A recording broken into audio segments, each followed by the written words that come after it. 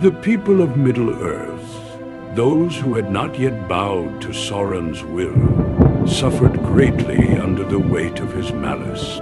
Their hearts were heavy with despair, for they knew not from whence salvation might come. Varda, queen of the Vala, whose dominion was over the stars and the realms of light, looked down upon Middle-earth with a sorrow that mirrored the night sky. Her heart ached for the children of Ilúvatar who suffered beneath Sauron's shadow.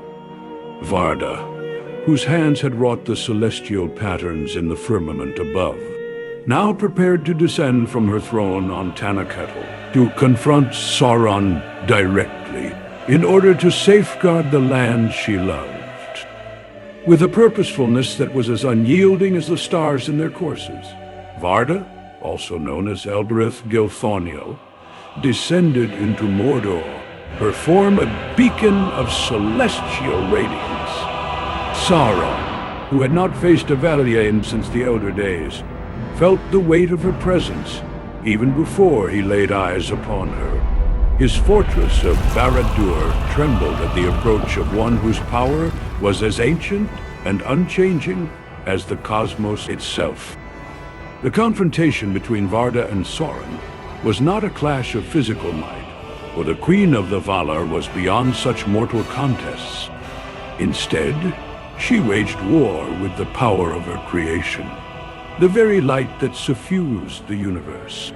Her voice, like the sound of countless silver harps, rang out across Mordor's ash-strewn plains, commanding the light of her stars to reveal the truth of Sauron's lies and the corruption that festered within his realm.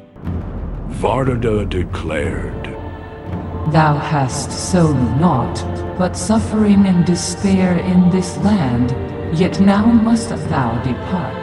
My shining shall drive thee out of this existence, and the shadow that thou art shall cease to be."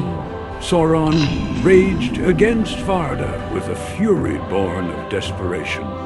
His sorceries, which had once cowed even the mightiest of spirits, were as naught before the power of the Valia.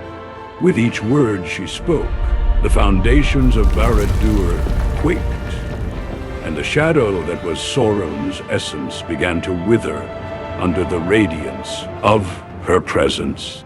In the end, it was not through force of arms, but by the unyielding light of truth and creation that Varda vanquished Sauron.